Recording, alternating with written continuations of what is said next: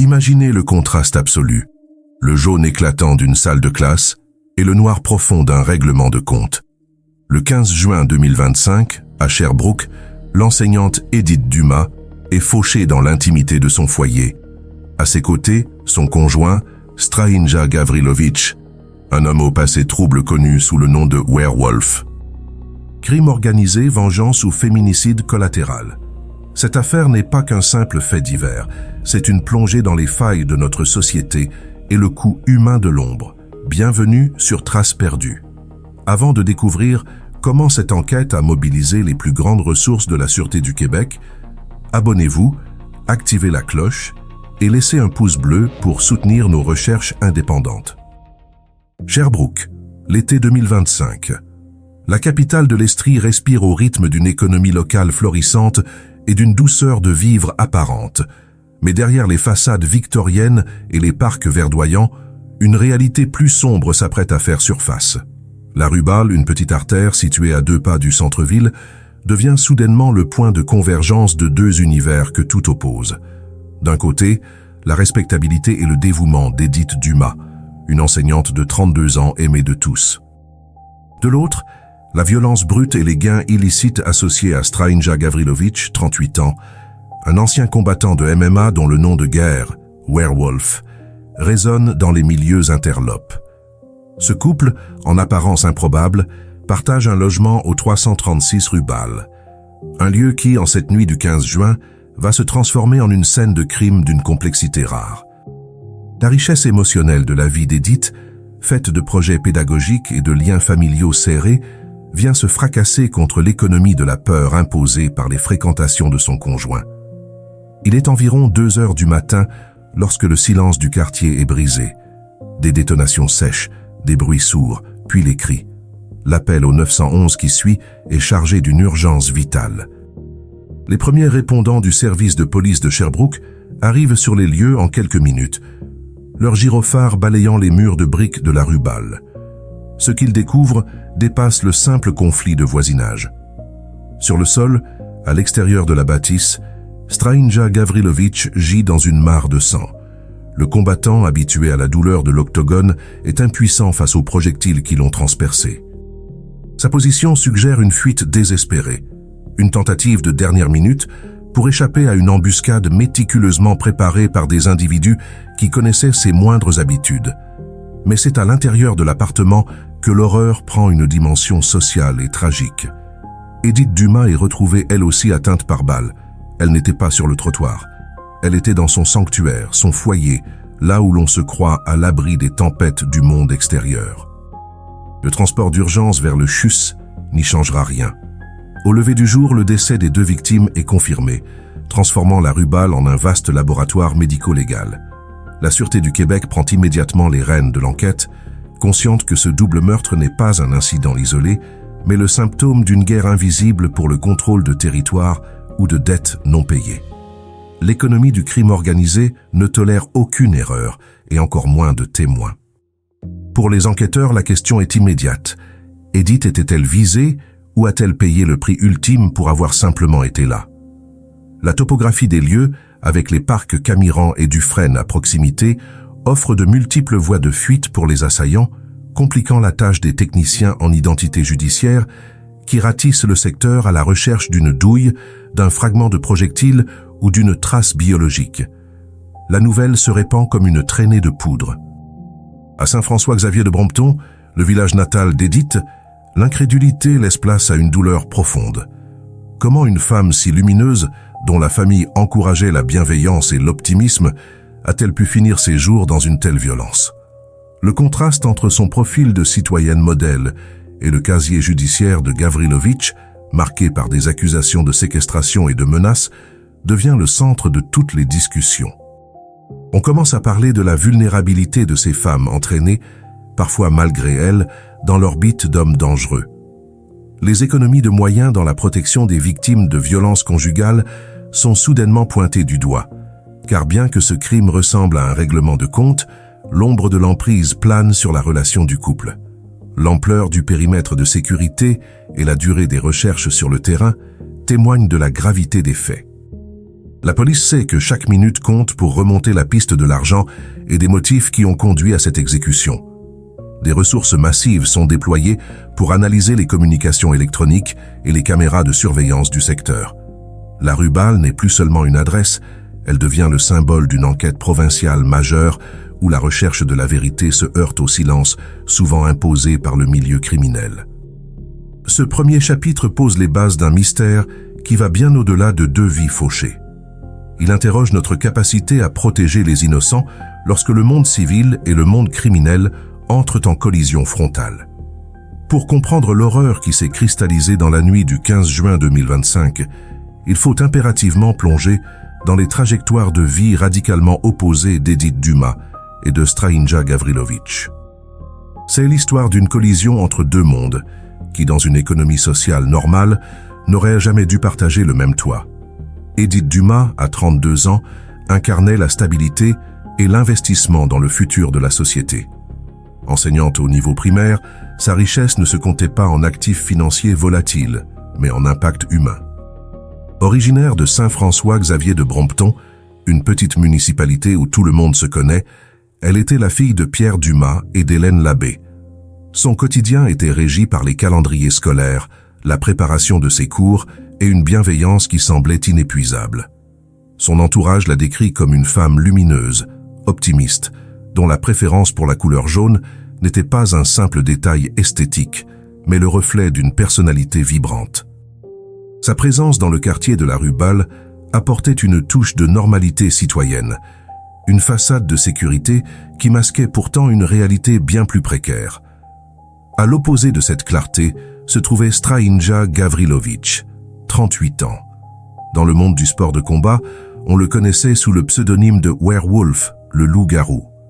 Combattant professionnel d'arts martiaux mixtes, MMA, Gavrilović avait transformé la violence physique en un gagne-pain, une économie de la force brute. Si le MMA est un sport légitime et encadré, les frontières sont parfois poreuses avec les milieux de la sécurité privée et du crime organisé, là où les muscles sont une denrée précieuse. Mais le passé de Gavrilović ne se limitait pas à l'octogone. Son dossier judiciaire, lourd et inquiétant, révélait un homme habitué aux zones d'ombre. En mars 2024, à peine un an avant le drame, il avait fait face à des accusations d'une extrême gravité: agression, séquestration et menaces. Les rapports de l'époque mentionnent l'utilisation d'une scie alternative comme instrument de torture psychologique, un détail qui dénote un niveau de cruauté et de violence instrumentale dépassant de loin la simple bagarre de rue. Plus grave encore, des antécédents de violence conjugale entachaient son parcours, posant une question fondamentale sur la sécurité d'Edith Dumas au sein même de son couple. La dynamique entre l'enseignante et le combattant soulève des interrogations complexes en victimologie. Comment une femme sans aucun antécédent criminel, respectée par ses pairs et dévouée à l'éducation des enfants, a-t-elle pu lier son destin à celui d'un homme dont la vie était une succession de conflits violents et de démêlés judiciaires? Certains experts évoquent l'emprise, d'autres l'hybristophilie, mais la réalité est souvent plus nuancée. Un mélange de vulnérabilité, de désir de rédemption pour l'autre et finalement d'un danger que l'on finit par ne plus voir à force de le côtoyer. Ce terreau de vulnérabilité préexistant a fait d'Edith une victime avant même que le premier coup de feu ne soit tiré. Elle vivait dans une économie du risque permanent où les ennemis de son conjoint devenaient, par extension, les siens. Le 15 juin 2025, la mécanique de l'agression suggère une opération planifiée, une exécution qui ne laissait que peu de place à l'improvisation. La topographie de la rue Bâle a joué un rôle crucial.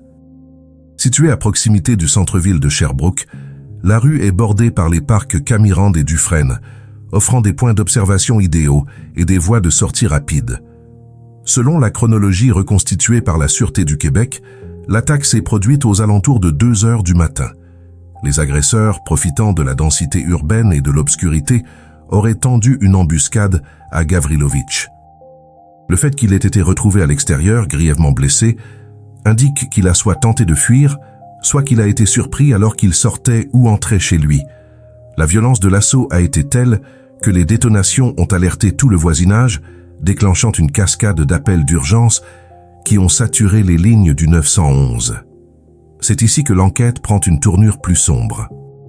Si Gavrilović était la cible principale, comme l'ont affirmé les autorités, la mort d'Edith Dumas à l'intérieur de l'appartement pose deux hypothèses balistiques majeures. La première est celle de la poursuite. Les tueurs, après avoir neutralisé Gavrilović, auraient pénétré dans le logement pour éliminer tout témoin oculaire, une pratique courante dans les règlements de compte du crime organisé pour protéger les gains de l'anonymat et éviter l'identification. La seconde hypothèse est celle d'un assaut simultané, une pluie de projectiles visant la résidence à travers les fenêtres et les portes, piégeant l'enseignante dans son sommeil ou alors qu'elle tentait de comprendre l'origine du tumulte extérieur. La précision et la détermination des tireurs démontrent une volonté d'en finir, une vengeance où le coût humain n'entrait pas en ligne de compte face à l'objectif criminel. Le transfert de l'enquête du service de police de Sherbrooke, SPS, à la Sûreté du Québec, SQ, souligne l'importance stratégique du dossier. On ne traite pas un double meurtre de cette nature comme un simple crime passionnel. C'est une affaire de crime majeur qui nécessite des investissements massifs en ressources techniques. Les techniciens en identité judiciaire ont passé des jours à analyser les trajectoires de tir dans les murs de l'appartement du 336 rue Bâle. Chaque impact, chaque douille retrouvée est une pièce d'un puzzle financier et criminel.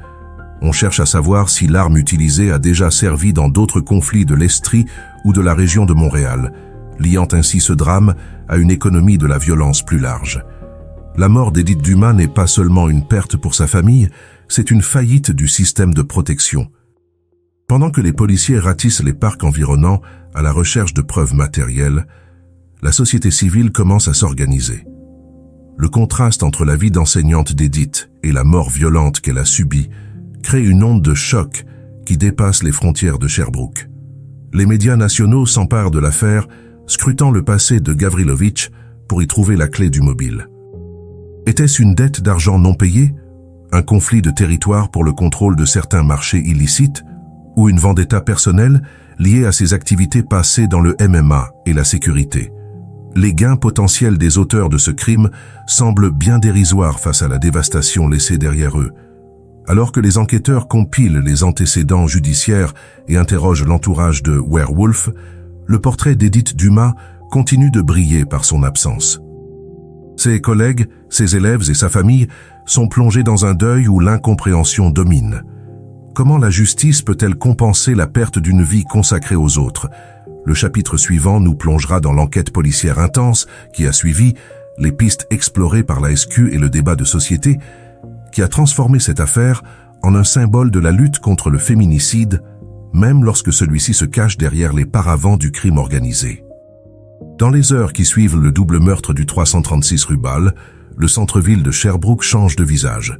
Ce qui était une rue résidentielle paisible devient le quartier général d'une opération policière d'envergure nationale. Le passage de témoins entre le service de police de Sherbrooke et la Sûreté du Québec n'est pas une simple formalité administrative.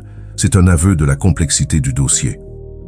La SQ déploie ses experts des crimes majeurs, des enquêteurs habitués au rouage de l'économie souterraine et au règlement de compte qui ne laissent que peu de traces. Louis-Philippe Ruel, porte-parole de la SQ, devient le seul canal d'information officiel, distillant avec prudence des détails qui révèlent l'ampleur des ressources investies. Les parcs Camirande et Dufresne, autrefois lieux de détente, sont transformés en zones de ratissage systématique. Les policiers, épaule contre épaule, fouillent chaque buisson à la recherche d'une arme jetée à la hâte ou d'un vêtement abandonné par les tireurs dans leur fuite vers l'obscurité. L'expertise technique est sollicitée à son maximum.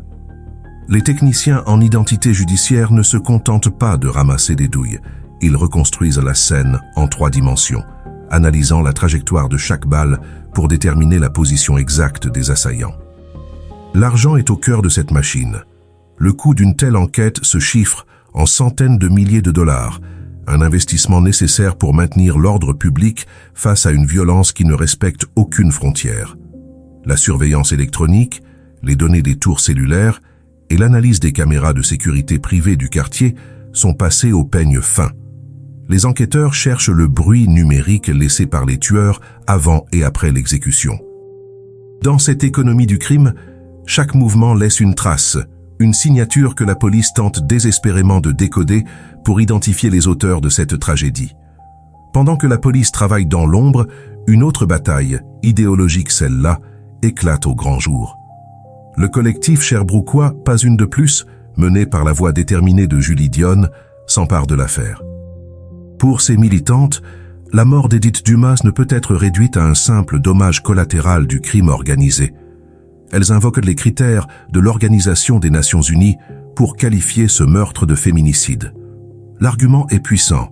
Édith Dumas n'est pas morte à cause de ses propres actions, mais parce qu'elle était la conjointe d'un homme violent évoluant dans un milieu dangereux. Son genre et sa position sociale au sein du couple l'ont rendue vulnérable à une violence masculine systémique. Pour le collectif, ignorer cette dimension, c'est nier la réalité des femmes qui perdent la vie dans l'orbite de partenaires criminalisés.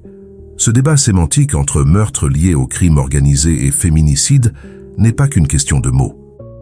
Il influence directement la manière dont la société perçoit la valeur de la vie d'Édith et la façon dont les ressources d'aide sont allouées. Si le gouvernement reconnaît ce cas comme le 9e féminicide de l'année 2025, cela augmente la pression pour financer davantage les maisons d'hébergement et les programmes de prévention. Les gains politiques et sociaux de ce combat sont immenses. La famille d'Édith Dumas, par un geste d'une grande dignité, semble d'ailleurs trancher le débat. Dans l'avis de décès, il demande que les dons commémoratifs soient dirigés vers l'Escale de l'Estrie, un organisme dédié aux femmes victimes de violences conjugales. C'est une reconnaissance posthume, silencieuse mais fracassante, que la sécurité d'Édith était compromise bien avant que les balles ne sifflent sur la rue Bâle. L'enquête, quant à elle, piétine officiellement malgré les efforts déployés.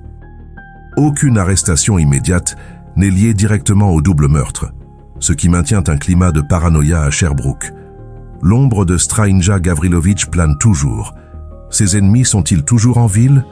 Y a-t-il d'autres cibles dans cette économie de la vengeance?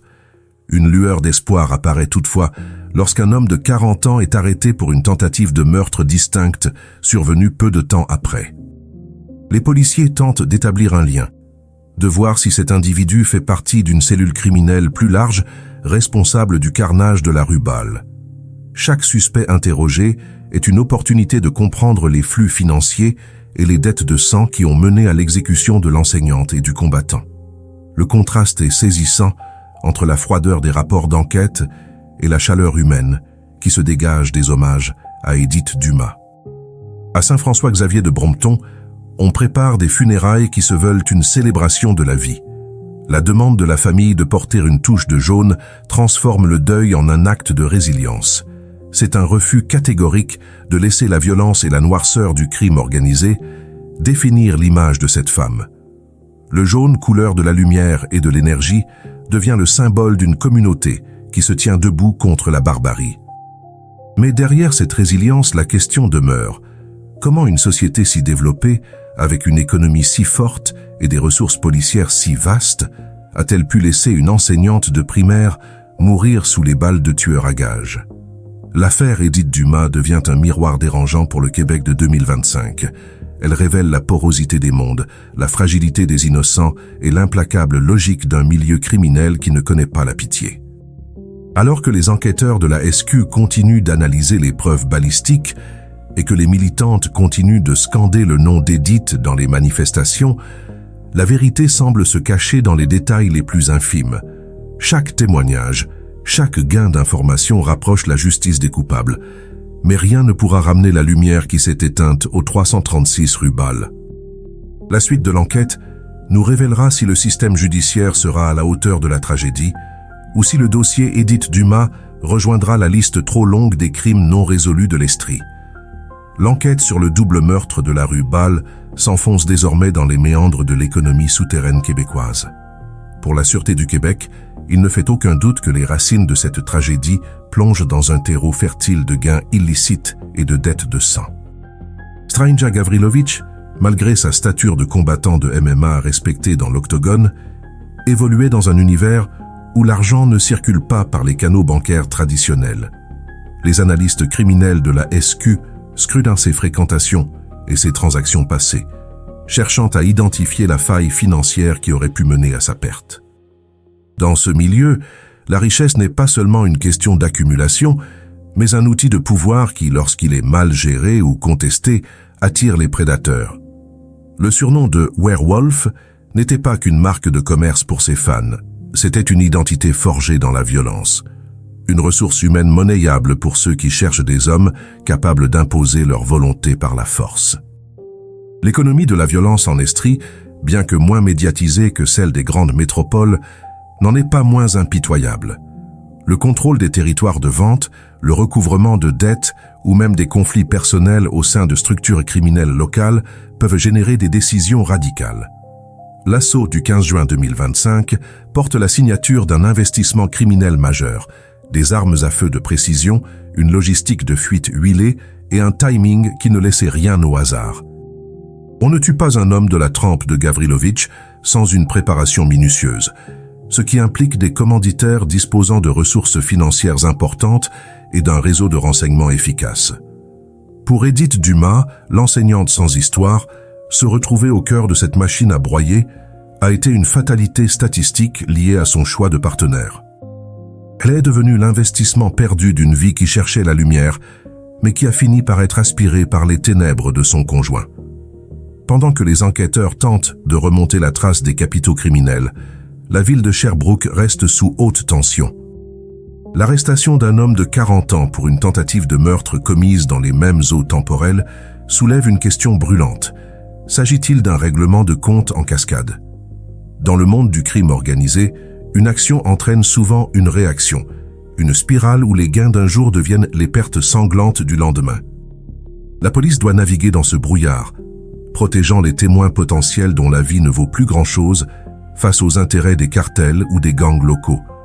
Le coût social de cette insécurité est immense, drainant les ressources de l'économie locale et instaurant un climat de peur qui pèse sur les résidents de la Rubal et des secteurs environnants comme le parc Camirande. Pourtant, au milieu de cette noirceur, une autre forme de richesse émerge, celle de la solidarité humaine. À Saint-François-Xavier de Brompton, la famille d'Edith Dumas commence à organiser les rituels du dernier adieu. Le processus de deuil est ici un acte de résistance contre la brutalité. Le choix de la coopérative funéraire de l'Estrie pour orchestrer les obsèques souligne l'ancrage régional de la famille. Les préparatifs pour les journées du 27 et 28 juin 2025 ne sont pas de simples formalités. Ils sont une déclaration de valeur. En demandant aux gens d'ajouter une touche de jaune à leur tenue, la famille Dumas opère un détournement symbolique. Ils refusent que l'économie médiatique du crime, avide de sang et de sensationnalisme, soit la seule à raconter l'histoire d'Edith. Le jaune, c'est l'investissement dans le souvenir d'une femme qui enseignait l'espoir, une couleur qui tranche radicalement avec le noir des rapports de police et le gris de la rue Ball après la pluie. La logistique des adieux est minutieuse. Les condoléances à Windsor, suivies du service religieux à l'église de son village natal, marquent une volonté de ramener Edith dans son sanctuaire originel, loin de la violence urbaine qu'elle a subie. C'est un retour aux sources, une tentative de réparer symboliquement ce que les balles ont brisé. Mais même dans ce cadre solennel, les questions subsistent. Comment expliquer à ces jeunes élèves que leur enseignante ne reviendra pas? Quel est le coût psychologique pour ces enfants confrontés si tôt à la violence la plus crue? L'économie de l'éducation en sort elle aussi meurtrie, perdant une ressource précieuse, une femme dont le dévouement ne pourra être remplacé par aucun investissement matériel. Sur le plan judiciaire, le dossier Edith Dumas devient un cas d'école. Les procureurs et les analystes débattent de la qualification des faits. Si les tireurs sont capturés, seront-ils accusés de meurtre au premier degré, avec la circonstance aggravante du crime organisé, ou la dimension de féminicide sera-t-elle intégrée au procès pour refléter la vulnérabilité spécifique d'Edith? Cette bataille juridique est cruciale pour l'avenir de la jurisprudence au Québec. Elle déterminera comment la société valorise la protection des conjointes de criminels, souvent considérés à tort comme complices de leur propre sort par le simple fait de leur présence.